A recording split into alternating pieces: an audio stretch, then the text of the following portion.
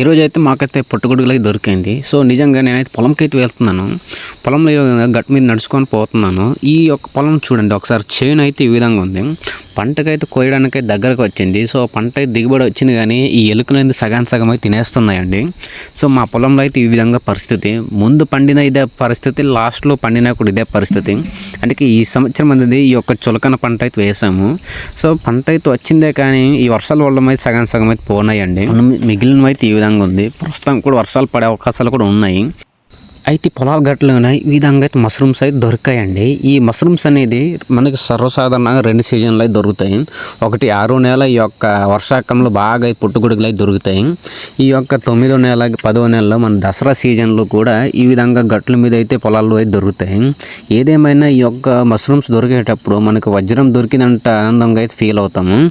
నిజంగా చాలా టేస్టీగా అయితే ఉంటాయి మష్రూమ్స్ అనేది. సో, మా గిరిజన గ్రామాల్లో అయితే వీటిని కూడా చాలా అరుదుగా అయితే దొరుకుతూ ఉంటాయి.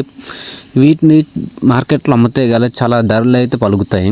కానీ మాకు ఆ విధంగా అయితే చేయము. మా కూర చాలా ఇంపార్టెంట్ అనేది. మా అన్నయ్య అయితే చాలా కష్టపడుతున్నాడండి.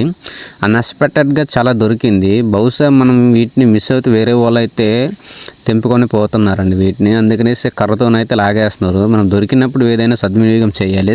జరిగితే బహుశా మనకి ఆ వస్తువు అనేది మనకి దొరకదు.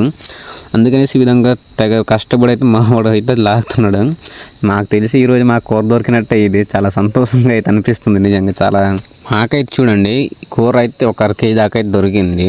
బహుశా రేపటి కూడా దొరకొచ్చాము బహుశా. అయితే ఇది దసరా సీజన్ కదా, అందుకే ఈ విధంగా అయితే ఉంది. సో, మీరు కూడా ఒకవేళ దసరా సీజన్లో ఈ యొక్క మష్రూమ్ తినుంటే కామెంట్ అయితే చేయండి ఫ్రెండ్స్.